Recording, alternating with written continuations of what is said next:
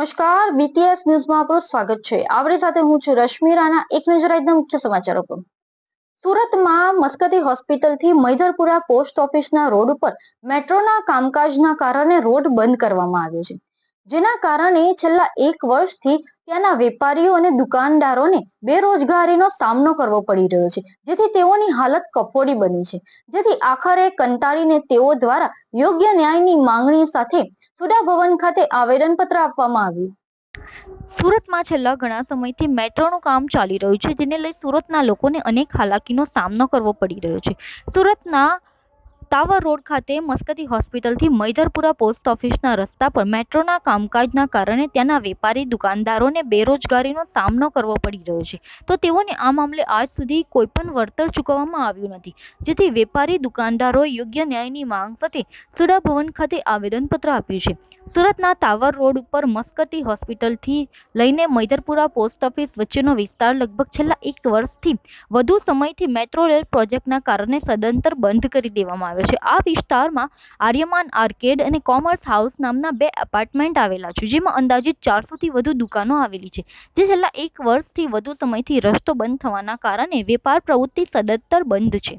નજીકના ભવિષ્યમાં મેટ્રો પ્રોજેક્ટના કારણે રસ્તો ચાલુ થાય તેવી કોઈપણ શક્યતા જણાતી ન હોવાના દુકાનદારો દ્વારા આક્ષેપ કરવામાં આવી રહ્યા છે। આ કારણે કેટલીય દુકાનો બંધ થઈ ગઈ છે, દુકાનમાં કામ કરતા માણસો પણ બેરોજગાર થઈ ગયા છે। મેટ્રો પ્રોજેક્ટ તરફથી આર્યમાન આર્કેડ અને કોમર્સ હાઉસ એપાર્ટમેન્ટના કોઈપણ દુકાનવાળાને કોઈપણ પ્રકારના વળતરની ચૂકવણી આજ સુધી કરવામાં આવી નથી।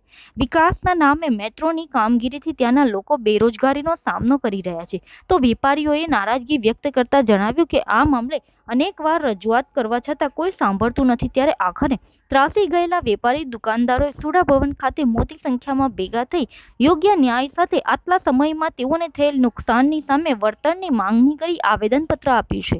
મારું નામ ગુલામ અહમદ ચાંદભાઈ। રજૂઆત અમે એ કરવા આવેલા છે કે અમે 2 વર્ષ ઉપરથી હેરાન થઈ રહેલા છે। 200 વેપારીની દુકાનો છે, એમાં અમારી બિલ્ડિંગના અંદર 15 થી 20 દુકાન ચાલે છે, આખું માર્કેટ અમારું બંધ છે। આ લોકો અમને ધક્કા પર ધક્કા ખવડાવે છે, પણ કોઈ એક્શન લેતા નથી। અમે ધંધાદારી છીએ, રોજગારથી અમે બધી જગ્યાએ અમે હેરાન થઈ ગયા છે। ઉપરના ભાગે 60 ફ્લેટો છે, એ લોકો બી બૈરાઓને બધા મુશ્કેલીમાં છે। આ લોકો આવે છે, ખાલી ઓપ્શન આપીને ચાલા જાય છે, બીજો કોઈ અમારો આજ સુધી નિકાલ આવ્યો નથી। એટલે અમે રજૂઆત કરવા આવ્યા છે સુડા ભવન કુલકર્ણીના સાહેબના પાસે। પહેલા અમે ચૌહાણ સાહેબ પાસે રજૂઆત કરી હતી, પહેલા આપણે એમના જોડે રજૂઆત કરી, અમને કોઈ જવાબ મળતો નથી। આજે 1 વર્ષ ઉપર થઈ ગયું, એનું અમારે શું કરવું? અમારે ધંધા પાણી વગર કે અમારા પગાર બધા સોસાયટીમાં પગાર અમને નથી મળતો, મેન્ટેનન્સ નથી આવતું, પગાર નથી, હવે અમારે ક્યાં જવું? કેવી રીતે જીવન જીવવું? અમારી માંગ એ જ છે કે ભાઈ અમને જેમ મળે વહેલી તકે અમને કંઈ પણ આનું મૂળ મળવું જોઈએ। વગર મૂળે ને વગર દંડે એમાં ખાઈએ પીએ શું? આપણું નામ? મોહિશભાઈ। મોહિતભાઈ, ક્યાંથી આવ્યા છો? મેં કોમર્સ હાઉસમાં રહીએ છીએ, કઈ જગ્યા ઉપર? ટાવર મેઇન મસ્કટી હોસ્પિટલ પાસે, જે શું? મેટ્રોનું સ્ટેશન આવેલું છે અમારું એરિયાની અંદર। એ લોકોનું 1 વર્ષથી મેટ્રોનું કામ સુધા ભવનમાં આવ્યા છે અમે। અમારી જે તકલીફો અમને પડી રહી છે, તો એ તકલીફોની રજૂઆત કરવા આવ્યા છે, જેનું નિરાકરણ અમને ઘણી બધી તકલીફો છે। ખાસ કરીને અમારા જે દુકાનો છે નીચે, એ લોકોના ધંધાઓ ઠપ થઈ ગયા છે। અમે જે ઉપર રેસિડન્સ જે રહીએ છીએ, એ લોકોને અગણિત તકલીફ પડે છે। રાતે એ લોકો દુકાનોવાળાના ધંધા બંધ થઈ ગયા છે, 200 દુકાનો છે, 15 કે 20 દુકાન ચાલે છે, એમ બોલો। એમાં ઉપર રેસિડન્સ છે, એ લોકોની અડધી રાતે હેવી મશીનરીઝથી કામ કરે છે, એનો અવાજ ને એનું જે વાઇબ્રેશન અને જે એનો ઇકો જે પડે છે, એમાંથી અમારી બધાની ઊંઘમાં ખલલ પડે છે। અને ખાસ કરીને સ્કૂલના બચ્ચાઓને ઘણો લંબો રન તય કરીને પગે પેડલથી જઈને પછી રિક્ષામાં બેસવું પડે છે। અને બાથરૂમ, અમારા બાથરૂમના અંદર જે પાણી આવે છે તે એટલું ચીકણું છે કે અગિનત કિસ્સાઓ બન્યા છે કે જે લપસી પડીએ અમે લોકો અંદર। અમને ઘણું સંભાળીને કાળજી લઈને જવું પડે છે।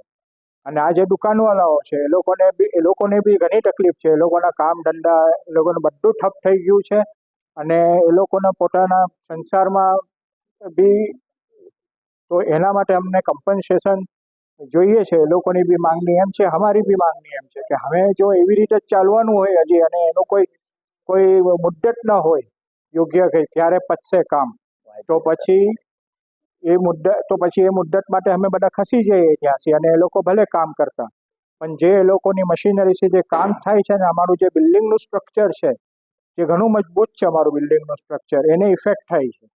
એના લીધે અમને खौफ है कि हमारी जान हानि ना થાય ना। मेरा नाम ताहिर लोखंडवाला, आर्यमन मार्केट में मेरी 4 दुकान है। अभी हमारा धंधा 1 साल से पूरा बंद है। इसका पहले कोरोना में बंद था। रास्ता पूरा बंद है, कोई एक्सेस नहीं है, कोई कस्टमर नहीं आता है। हाँ जी, रजूआत करने हम लोग गुजरात मेट्रो रेल कॉर्पोरेशन के ऑफिस में आया हुआ है, सुधा भवन में। सर 1 साल से कोई सुनवाई नहीं है। अब हम क्या करें पता नहीं। અને हमारे सामने में जो रो था वहाँ पर कॉम्पनसेशन दिया उनको, वो क्या कहीं शिफ्ट हो गए। अभी हम शिफ्ट भी नहीं हो सकते, रह भी नहीं सकते, ऐसी हालत है। अब क्या करें समझ में नहीं आता है साहब। वो यहाँ पर करीब 60-70 आदमी आया हुआ है हम लोग, सब हिंदू मुस्लिम सब। सर मांग पूरी नहीं है, क्या करेंगे सर? सुसाइड करेंगे या बैठ जाएंगे वहाँ पर? काम बंद। सर काम आप करो, अच्छा है हमारे लिए, आपके लिए भी, देश के लिए अच्छा है, लेकिन आप किसी का डर तो देखो। धंधा मार के काम थोड़ी करता है। सर पूरा रास्ता बंद कर दिया है हमारा, हमारे कस्टमर नहीं है। जितने भी भारुआत थे वो खाली करके चले गए, अभी भारुआत नहीं है कोई भी वहाँ पर। जिनकी दुकानदारी है वो बेचारा मजबूरन बैठे हुए हैं, कोई कस्टमर नहीं आता है અને जो एकदम धंधा नहीं होता है, बिल्कुल धंधा बंद कर दिया। 35 મલમપટ્ટીવાળા આર્યમન માર્કેટમાં મારી 2 ઓફિસ છે. તો છેલ્લા 1 વર્ષ પહેલાં હમણાં એમ કહેવામાં આવેલું કે મેટ્રોની કામગીરી શરૂ કરવાથી તમારે થોડો રસ્તો આપીને અમે કામ ચાલુ કરી દઈશું, પણ એ રસ્તો અમને જે આપેલો છે રસ્તા પરથી કોઈ વેપારી આવે એવી જગ્યા જ નથી ફર્સ્ટ ઓફ ફર્સ્ટ. પણ 1 વર્ષ સુધી અત્યારે હમણાં ફરી પાછા મેટ્રોના સાહેબો જ્યારે આવેલા ત્યારે અમારે આર્યમન માર્કેટમાં અમે કીધું કે ભાઈ આ રીતે રસ્તો નથી બરાબર. તો અત્યારે એ લોકોએ મુલાકાત લીધી 1 વર્ષ પછી. 1 વર્ષમાં અમારો આર્યમન માર્કેટમાં જેટલી દુકાનો છે 160, એમાંથી માંડ 8 થી 10 દુકાન અત્યારે ચાલુ હશે. બધા વેપારીઓ રસ્તે આવી ગયા છે, લગભગ વેર વિખેરાઈ થઈ ગયા છે. અત્યારે પણ હાલત એવી છે, તમે આવીને જોશો તો રસ્તો પણ એકદમ ખરાબ છે અને વેપારીઓ બધી દુકાનો લગભગ બંધ થઈ ગઈ છે. કોમર્સ હાઉસમાં પણ એ જ રીતે અમારે ત્યાં જેવી પરિસ્થિતિ છે એ જ પરિસ્થિતિ છે. ત્યાં જૂનું મકાન છે એટલે જર્જરિત અવસ્થામાં છે, ક્યારે પણ પડી જાય. પણ કોઈ પણ મેટ્રો તરફથી કોઈ કામગીરી થતી નથી, કોઈ આવતું નથી. અત્યારે એ લોકો એને માટે આવેલા હાજી અમને જીએમ સુધા ભવન અમે આવેલા છે ને એની રજૂઆત કરવા કે આ જે પરિસ્થિતિ છે એ છેલ્લા 1 વર્ષથી છે ને હવે જે અત્યારે અમારી જે વસ્તુ છે એમ જ છે કે ભાઈ અમને રસ્તો વ્યવસ્થિત આપો, યા તો રોજ ખોલી આપો, યા અગર નથી તો અમારી જે પરિસ્થિતિ છે એના સામે જેમ માર્કેટ જે રીતે અમારું બંધ છે તે રીતે જે કાયદાના હિસાબે જે અમને વળતર મળતું હોય તે અમને વળતર મળે એમ અમારી રજૂઆત છે. કેમ કે 1 વર્ષથી તો અમારી દુકાનો ટોટલી બંધ થઈ ગઈ છે, એમ માર્કેટ આખું બંધ થવા આવ્યું છે. ને મેટ્રોની કામગીરી માટે અત્યારે એ લોકો જે સાહેબ આવેલા એ પણ એના માટે આવેલા કે એમને હજી અમારી તરફ કામ કરવાનું છે, તો રસ્તો જોઈએ છે, તો એ લોકો અમારી મુલાકાતે આવ્યા. ને તો અત્યાર સુધી એ લોકો 1 વર્ષમાં કોઈ પણ સાહેબ અમારી મુલાકાતે આવ્યા નથી ને એ લોકોને રસ્તો અત્યારે જે જરૂરત છે એના હિસાબે આવેલા છે.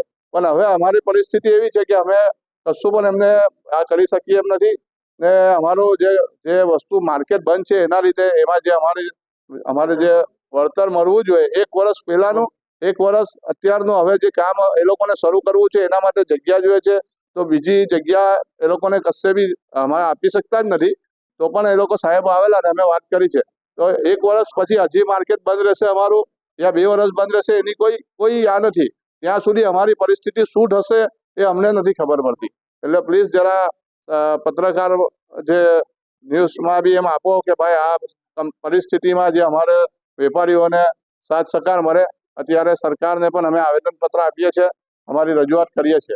हरे कृष्ण दोरीवाला, हम आर्यमन मार्केट में मेरी ऑफिस है। हमने बहुत सालों से यहाँ व्यापार कर रहे हैं और हमारा सबका धंधा भी यहीं से डेवलप हो रहा है। अभी सिटी डेवलप होती अच्छी बात है, लेकिन वो डेवलपिंग क्राइटेरिया कुछ लिमिट के हमारे क्राइटेरिया से भी बाहर हो गया। हमारा घर खर्च चलाना भी इतना मुश्किल हो गया है कि कुछ मतलब प्रॉपर्टी टैक्स भी 25,000 का लोड आ रहा है, तो हमको बोला अभी कहाँ से आएंगे, क्योंकि इनकम का सोर्स ही नहीं है। इनकम का कोई सोर्स क्यों नहीं, कि मेट्रो ने पूरा रोड और रास्ता बंद कर दिया, आने जाने का एक्सेस नहीं है, लोडिंग अनलोडिंग के हमको अलग से पैसा देना पड़ता है और वो कॉस्ट भी हमारे ऊपर चढ़ती है, कैसे चलेगा। इससे बेटर है कि मेट्रो को बोला कि भाई तुम अपना काम करो, हमको इशू नहीं है, आप हमें कंपनसेशन दे दो, रोड बंद कर दो, बात खत्म हो जाएगी। जो अगल बगल के व्यापारियों से कर रहा है वो हमसे भी कर लो ना, हमसे क्यों ऐसा भेदभाव कर रहे हो, रोड के एक ही बाजू पे ऐसा क्यों। और ये प्रॉब्लम हम एक सूरत में हम आर्यमान आर्केड से आ रहे हैं, सूरत आर्यमान आर्केड से आ रहे हैं, भागल टावर रोड। अभी मेट्रो स्टेशन मस्कती मेट्रो स्टेशन चल रहा है, दोनों बाजू चल रहा है, एक मेदर पुलिस चौक की तरफ और मस्कती तरफ, दोनों तरफ से तकरीबन 700-800 मीटर का पूरा रोड बंद है।